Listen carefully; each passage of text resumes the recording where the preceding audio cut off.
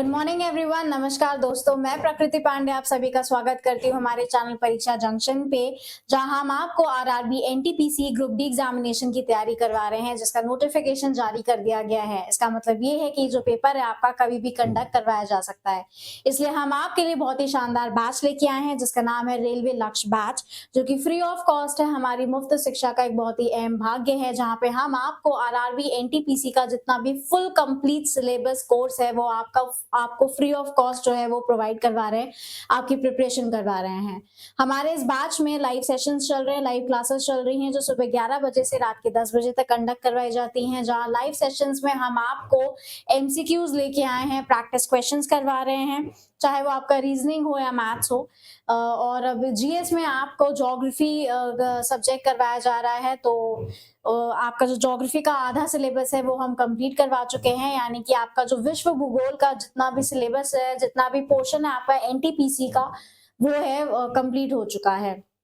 यही नहीं, आप ये जो परीक्षा जंक्शन प्लेटफॉर्म है, ये ना ही केवल आपको आरआरबी एनटीपीसी बल्कि आपके जितने भी गवर्नमेंट एग्जाम्स हैं उन सब की प्रिपरेशन आपको फ्री ऑफ कॉस्ट करवा रहा है। जैसे आपकी बैंकिंग हो गई, एसएससी सीजीएल हो गया, आपका यूपीएससी स्टेट पीसीएस जैसे एग्जाम्स हो गए, पुलिस एग्जाम्स हो गए, पटवारी के पेपर हो गए, ये सारी जो तैयारी है वो आप बिल्कुल मुफ्त में कर सकते हैं, वो भी हमारे साथ जुड़ के। इसलिए हमें हर प्लेटफॉर्म, हर सोशल मीडिया पे जरूर से जरूर फॉलो करें, हमारे चैनल को जरूर सब्सक्राइब करें, बेल नोटिफिकेशन ऑन कर ले, ताकि जब भी कोई भी लाइव सेशंस कंडक्ट हो तो आपको नोटिफिकेशन तुरंत का तुरंत मिल जाए। और आपसे यही दरख्वास्त है कि आप जरूर से जरूर ज्वाइन कीजिए हमारे लाइव सेशंस को, ताकि आपके लिए आपको उसका बेनिफिट मिल सके। और मैं प्रकृति पांडे आपकी ज्योग्राफी की मेंटोर हूँ, और यहाँ पे आपको फिलहाल मैं भारत का भूगोल करवा रही हूँ। भारत का भूगोल का हम लोगों ने बहुत सारा जो पार्ट है वो स्टार्टिंग का कर लिया है, जैसे कि आपका भारत का विस्तार हो गया, उसका लोकेशन हो गया, एक्सटेंशन हो गया, राइट, ये सारी चीजें हम कर चुके हैं।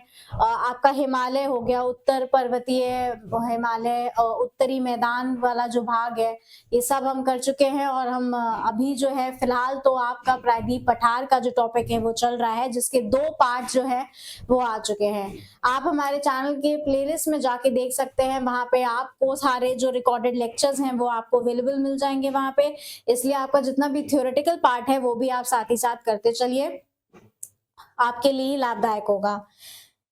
हम यहाँ पे ज्योग्राफी में प्रायद्वीप पठार यानी कि आपका पेनिनसुला प्लेट्यू जो टॉपिक है वो कर रहे थे, ठीक है। और हाँ, अब उम्मीद करते हूँ कि आप लोग पेन पेपर लेके बैठ गए होंगे, अपने हैंड रिटन नोट्स बनाएं। पीडीएफ के भरोसे रहने की कोई आवश्यकता नहीं है, क्योंकि जब एंड टाइम पे आप रिवीजन करने बैठेंगे तो आपको अपने ही बनाए हुए नोट से ज्यादा अच्छे से रिवाइज हो पाएगा और ज्यादा अच्छे से आप उसे रिकॉल कर पाएंगे। यही नहीं, बल्कि आप एटलस भी लेके बैठिएगा अपने साथ। जब भी आप ज्योग्राफी पढ़ रहे हो तो आपको क्या कहते हैं, एटलस की तो जरूरत पड़ेगी। विदाउट मैप जो है आप भूगोल तो पढ़ ही नहीं सकते। तो अभी फिलहाल के लिए जब हम भारत का भूगोल करें तो आपको भारत का भूगोल में आपको दोनों पॉलिटिकल और फिजिकल मैप जो है वो लेके बैठना, तो एटलस खोल के जरूर बैठिएगा, ठीक है। ये रहा आपका फिजिकल मैप, और हम क्या कर रहे हैं, हम कर रहे हैं प्रायद्वीप पठार, ठीक। हम प्रायद्वीप पठार कर रहे हैं, तो ये पोर्शन आपके लिए इंपॉर्टेंट है, ये पोर्शन जो है आपके लिए इंपॉर्टेंट हो गया है, ठीक है। चलो, हाँ, ठीक, चलो।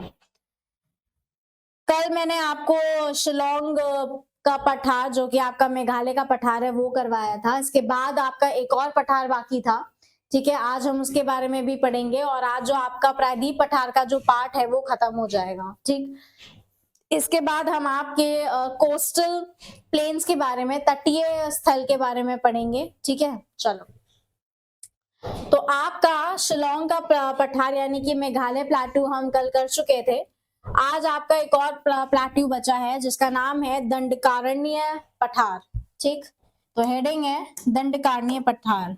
दंडकारण्य पठार, चाहे आप इंग्लिश मीडियम से हो या फिर हिंदी मीडियम में हो, आप लोग सुनते रहिएगा और अपने जो नोट्स है वो अपने हाथों से अपने हिसाब से बनाते रहिएगा, ठीक है। I will be bilingual, Hindi और इंग्लिश दोनों में आपको बताते चले जाएंगे, ठीक है। चलो, ये बेसिकली जो दंडकारण्य पठार है, इसके पीछे एक बहुत ही इंटरेस्टिंग सी कहानी है, एक बहुत ही इंटरेस्टिंग सा फैक्ट है। ये एक्चुअली सजा देने वाला वन है। सजा देने वाला वन ऐसा क्यों कहा जाता है? क्योंकि बहुत से लोगों को शायद नहीं पता होगा कि यहाँ से ही माता सीता का हरण हुआ था। ठीक है, यहीं से वो किडनैप हुई थी और यहीं से रावण ने माता सीता का जो है वो हरण किया था। ठीक है, तो ये सजा देने वाला जंगल है। तो आप यहाँ पे पहला पॉइंट लिखेंगे, ये सजा देने वाला जंगल है। ठीक है, ये सजा देने वाला जंगल है। ठीक, यहीं से रावण ने सीता माता का अपहरण किया था। यहीं से रावण ने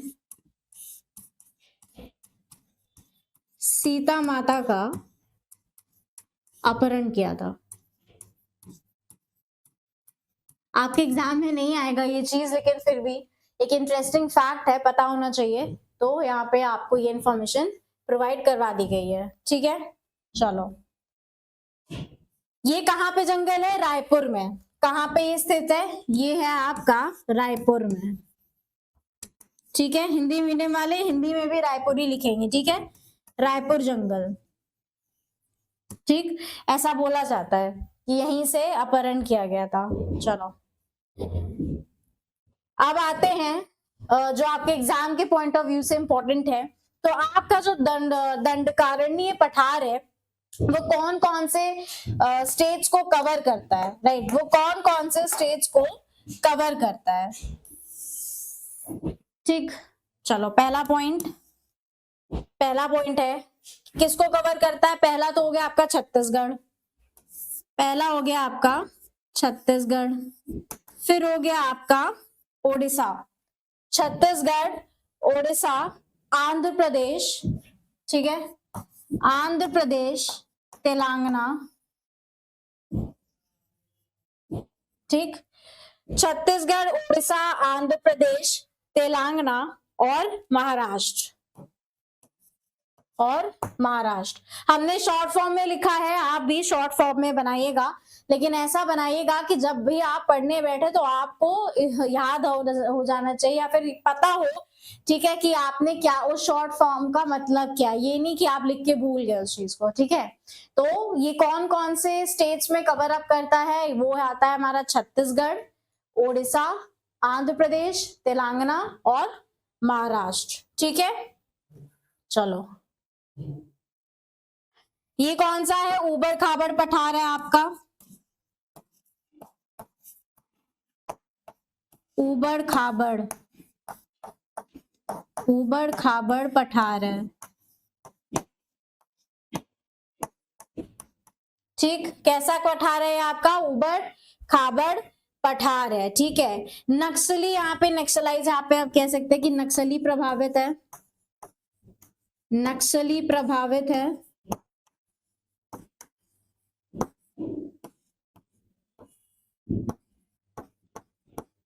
ठीक, क्या है? नक्सली प्रभावित है, यानी कि आप इसको रेड या इसको रेड कॉर्नर भी कहते हैं। क्या बोलते हैं इसको? Red corner. रेड कॉर्नर, या फिर ऐसे लिख दो। ठीक, चलो, साइड हो गए, स्क्रीनशॉट ले लीजिएगा या फिर नोट डाउन कर दीजिएगा पॉज करके। फिर पढ़ दे रहे हैं, कौन कौन से स्टेट्स को कवर करता है दंडकारण्य पठार? पहला हो गया छत्तीसगढ़, उड़ीसा, आंध्र प्रदेश, तेलंगाना और महाराष्ट्र। और एक ऐसा पठार है आपका ऊबड़ खाबड़ पठार है, नक्सली प्रभावित है और इसको और रेड कॉर्नर भी बोला जाता है। ठीक है, नेक्स्ट,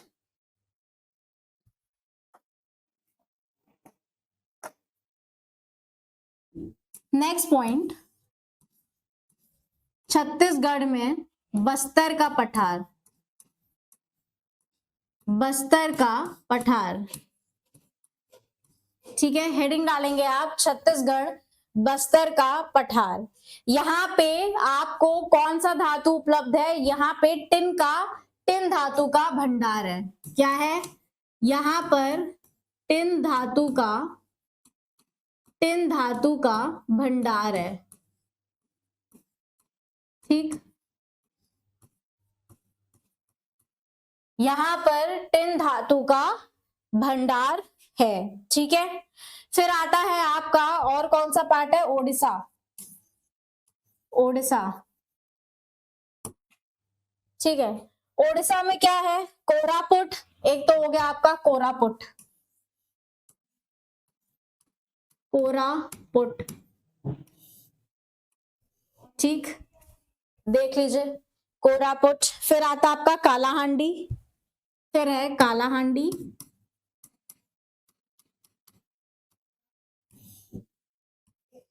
ठीक, कालाहांडी। उसके बाद है बेलांग बेलान नगरी, बेलान नगरी। फिर क्या है, बेलान नगरी। यहां पे क्या है, यहां पे बॉक्साइट का भंडार है। यहां पर बॉक्साइट का भंडार है। ठीक, तो छत्तीसगढ़ में क्या है, बस्तर का पठार है, जहां पे आपको कौन सा धातु मिलता है, टिन का धातु मिलता है। और उड़ीसा में तीन प्रमुख है, कोरापुट, कालाहांडी और बेलान नगरी, जहां पे आपके बॉक्साइट का भंडार है। ठीक है, इसको स्क्रीनशॉट ले लीजिए या फिर आप नोट डाउन कर लीजिए। नेक्स्ट आता हमारा दक्कन का पठार। तो नेक्स्ट हेडिंग है हमारी डेक्कन प्लेट्यू। डेक्कन प्लेट्यू, ठीक, क्या है, डेक्कन प्लेट्यू, या फिर क्या बोलते हैं इसको, दक्कन का पठार। क्या बोलते हैं, दक्कन का पठार। ठीक, क्या बोलेंगे, दक्कन का पठार। मैप अगर आप खोले, है ना, मैप, तो ये जो पोर्शन है, ये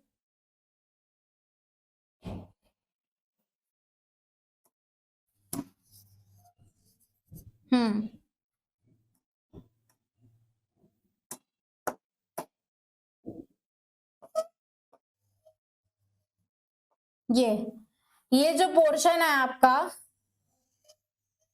ये है आपका दक्कन का पठार। ठीक है, ये है आपका दक्कन का पठार।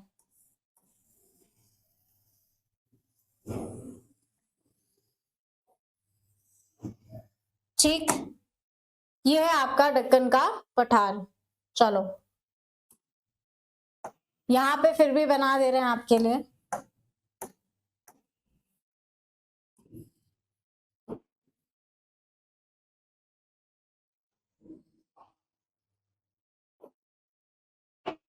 ठीक, तो ये जो पोर्शन है आपका, ये है आपका दक्कन का पठार, यानी कि डेक्कन प्लेट्यू। ठीक है, आपका जो डेक्कन प्लेट्यू है वो 3 हिस्सों में बटा हुआ है। कितने, 3 हिस्सों में बटा हुआ है। कौन कौन से है, एक तो आता है पोर्शन आपका महाराष्ट्र में।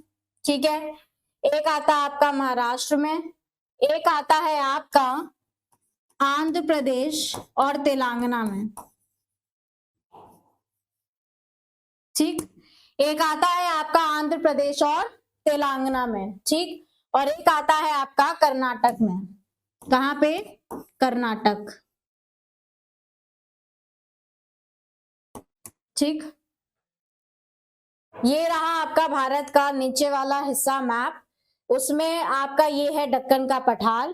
कितने, 3 स्टेट्स कवर अप करता है, बटा हुआ है। एक आपका आता है महाराष्ट्र, दूसरा है आपका आंध्र प्रदेश और तेलंगाना, दोनों कवर अप करता है, और एक हो गया आपका कर्नाटक। ठीक है, चलो, एक हो गया कर्नाटक।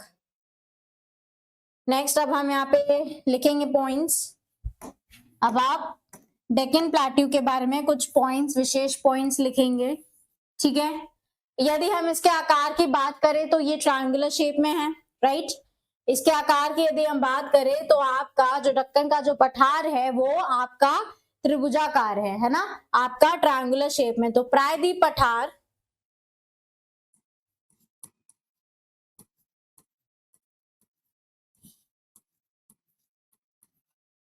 है ना। जो प्रायद्वीप पठार है में त्रिभुजाकार आकृति है, राइट, में त्रिभुजाकार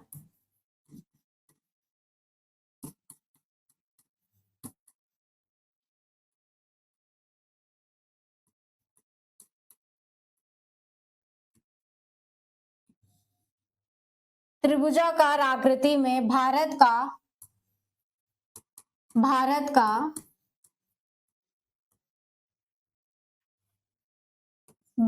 का सबसे, ठीक, भारत का सबसे बड़ा पठार है, भारत का सबसे बड़ा पठार है, राइट। प्रायद्वीप पठार में त्रिभुजाकार आकृति में भारत का सबसे बड़ा पठार है कौन सा? आपका दक्कन का पठार, ठीक है, दक्कन का पठार। कैसे बना है? Basaltic lava, right. तो यहां पे आप लिखेंगे बेसाल्टिक लावा, है ना। बेसाल्टिक लावा से निर्मित होने वाला, बेसाल्टिक लावा से निर्मित, राइट, निर्मित होने के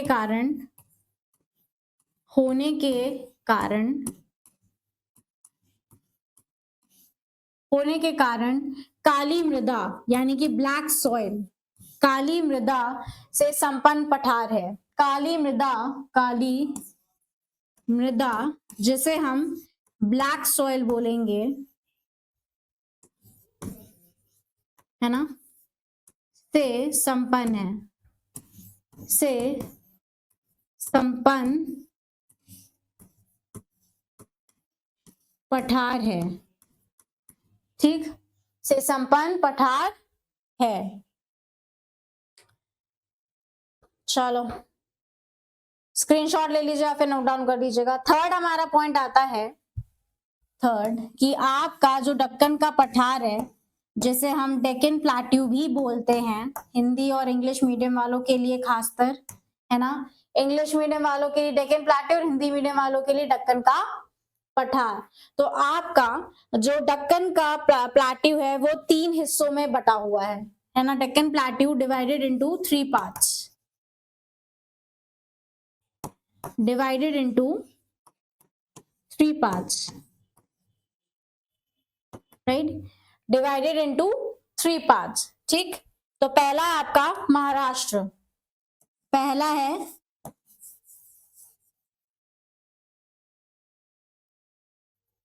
महाराष्ट्र प्लेट्यू, कौन सा? महाराष्ट्र प्लेट्यू, ठीक है, महाराष्ट्र प्लेट्यू। फिर है आपका आंध्रा प्लेट्यू, फिर है आंध्रा प्लेट्यू, राइट, फिर है आपका आंध्रा प्लेट्यू और फिर है आपका कर्नाटक प्लेट्यू, जो हमने आपको डायग्राम में बना के दिखाया था, कर्नाटक प्लेट्यू। उन लोग के लिए, हिंदी मीडियम वालों के लिए महाराष्ट्र का पठार, आंध्र का पठार और कर्नाटक का पठार, ठीक है। ये आप नोट डाउन कर लीजिए और इसके बाद हम इन पठार के बारे में पढ़ेंगे, ठीक है। चलो स्क्रीनशॉट ले लीजिएगा। नेक्स्ट हमारे यहाँ पे हेडिंग है महाराष्ट्र का पठार,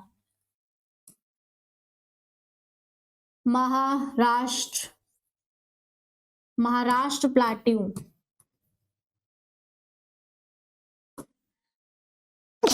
excuse me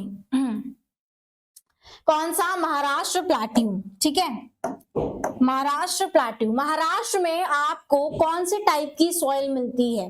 ब्लैक सॉइल, और या फिर उसको रेगर सॉइल भी बोलते हैं, यानी कि आपकी काली मृदा, ठीक है। तो महाराष्ट्र में आपको काली मृदा मिलेगी, ठीक है। यहाँ पे आपको कौन सी मृदा मिलेगी? काली मृदा। अब काली मृदा है तो यहाँ पे किस चीज का उपजाऊ होगा? कपास, है ना। यहाँ पे कौन सी चीज का वो होगा उपजाऊ? कपास की खेती, ठीक। यहाँ पर काली मृदा है तो कपास की खेती की जाती है, ठीक, यहाँ पर कपास की खेती होती है। ये हो गया हमारा पहला पॉइंट। ठीक, ये हो गया हमारा पहला पॉइंट। और क्या खासियत है काली मृदा ब्लैक सॉइल की? वैसे तो जब हम सॉइल का जो पोर्शन यानी कि मृदा या मिट्टी का जो पोर्शन करेंगे तब तो हम सारे जितनी भी मिट्टियां उनके बारे में विस्तार से पढ़ेंगे, लेकिन अभी जब फिलहाल जब हम पढ़ ही रहे हैं तो और क्या बनता है यहाँ पे काली मृदा के बारे में और क्या चीज है कि ये सर्वाधिक नमी रोकने की क्षमता रखता है। सर्वाधिक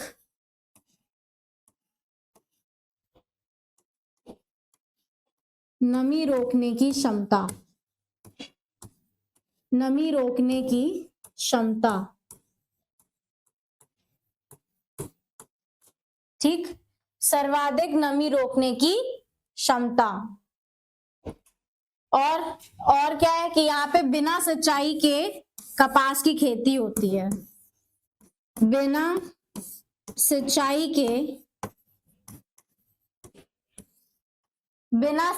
के कपास की खेती होती है। कपास की खेती होती है।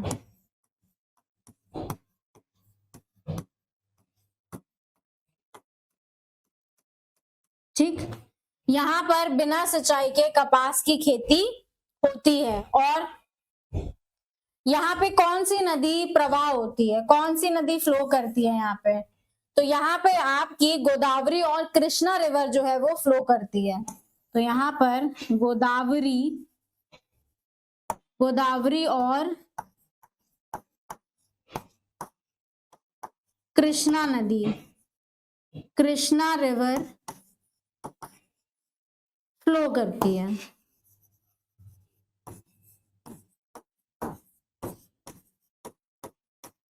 ठीक, लिख लीजिए।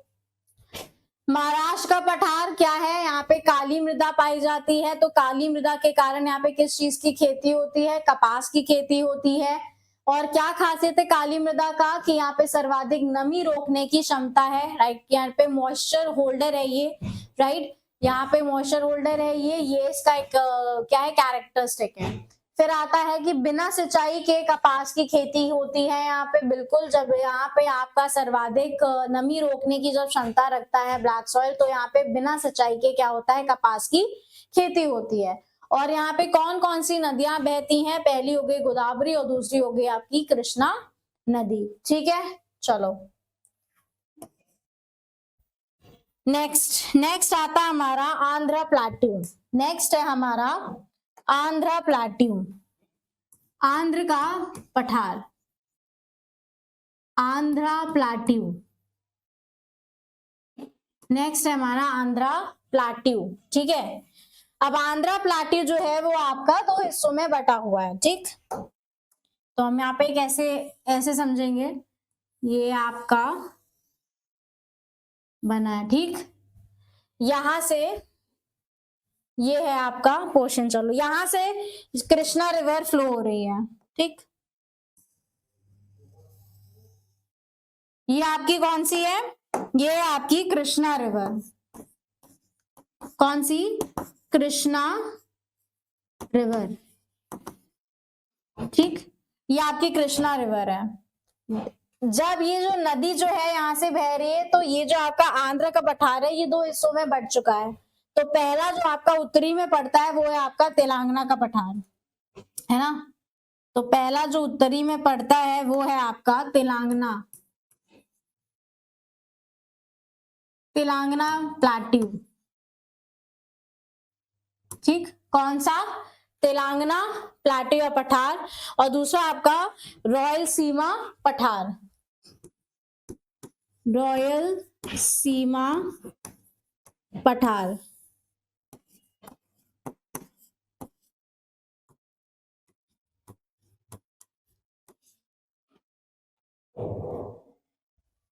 ठीक, ज्यादा कुछ इसमें है नहीं आपके एनटीपीसी में ज्यादा जानने के लिए, बस केवल इतना ध्यान रखिएगा कि ये दो हिस्सों में बट जाता है पठार। कौन सा? तेलंगाना और रॉयल सीमा पठार में कौन सी नदी इनको बांटती है? वो है हमारी कृष्णा नदी। ठीक है, नेक्स्ट आता है आपका कर्नाटक प्लाट्यू।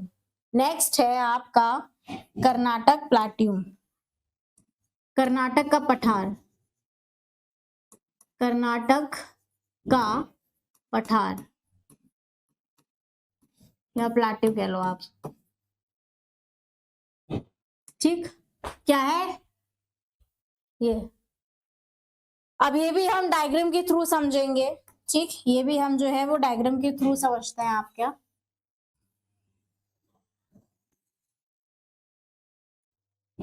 ठीक है, चलो।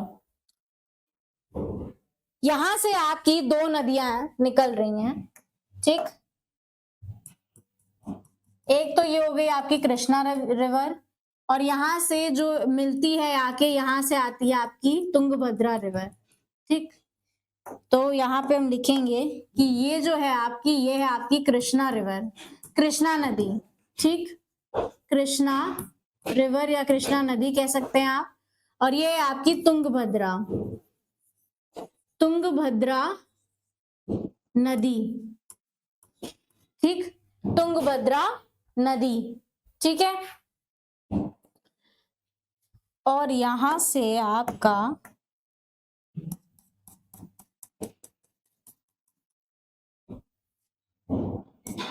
ये आपका समोच्च रेखा, क्या है, ये है आपका समोच्च रेखा। क्या बोलेंगे, समोच्च रेखा। अभी समोच्च रेखा क्या होती है, समोच्च रेखा क्या होती है, तो समान ऊंचाई, लिखते जाएगा साथ साथ ही, समान ऊंचाई है ना, समान ऊंचाई वाले स्थान को मिलाने वाली काल्पनिक रेखा,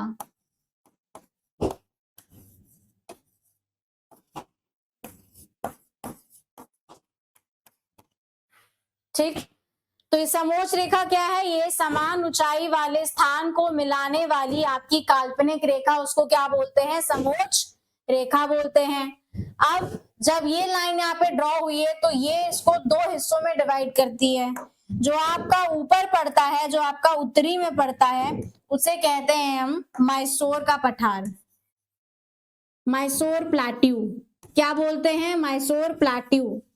और जो नीचे है वो है आपका बैंगलोर का पठार, बैंगलोर प्लाट्यू, ठीक। क्या है, बैंगलोर प्लाट्यू, ठीक। आप इसे नोट डाउन कर लीजिए। और यहां से आपकी कौन सी नदी निकलेगी, यहां से निकलेगी कावेरी नदी। यहाँ पे आपकी कौन सी नदी है, आपकी है यहाँ पे कावेरी नदी, ठीक। कौन सी, कावेरी नदी, कावेरी नदी। अब आप इसको नोट डाउन कर लीजिए, आपके लिए एनटीपीसी के लिए बस इतना जानना पर्याप्त है, ठीक है। कर्नाटक का पठार, यहाँ पे है आपकी कृष्णा नदी, यहाँ पे आपकी तुंगभद्रा नदी, और ये जहाँ पे बहेंगे जिस पठार पे, ये है आपका मैसूर का पठार, और ये आपका बैंगलोर का पठार, जो किससे डिवाइडेड है, समोच्च रेखा से। समोच्च रेखा क्या होती है, समान ऊंचाई वाले स्थान को मिलाने वाली आपकी काल्पनिक रेखा, उसको समोच्च रेखा बोलते हैं। और यहाँ से आपके कावेरी नदी जो है वो बहती है, कहाँ पे, आपके बेंगलोर के पठार में, ठीक है। चलो, तो यहाँ पे आपका जो प्रायद्वीप पठार का जो पार्ट है वो खत्म होता है, ठीक है। आपका जो प्रायद्वीप पठार का जो थोड़ा सा पोर्शन बाकी था वो हमारा यहाँ पे खत्म होता है। इसके बाद हम आपका एक नया टॉपिक लेके आएंगे, जो है आपका तटीय मैदान या फिर कोस्टल प्लेन्स आप कह सकते हैं आप, ठीक है। तो तटीय स्थल के बारे में हम पढ़ेंगे, ठीक है, विस्तार से जानेंगे उसके बारे में। तो वो हमारी नेक्स्ट क्लास होगी, उस क्लास में हम अच्छे से पढ़ेंगे उस बारे में। आई होप आपको मजा आया होगा। छोटा सा टॉपिक बाकी था, थोड़ा सा पोर्शन बाकी था आपका, क्या कहते हैं उसका, प्रायद्वीप पठार का, जो आपका यहाँ पे एनटीपीसी के हिसाब से जो है वो कंप्लीट हो चुका है। तो चलिए, मस्त रहिए, स्वस्थ रहिए, जबरदस्त रहिए, और बहुत ही बिंदास तरीके से अपनी तैयारी जो है वो जारी रखिए। Thank you very much.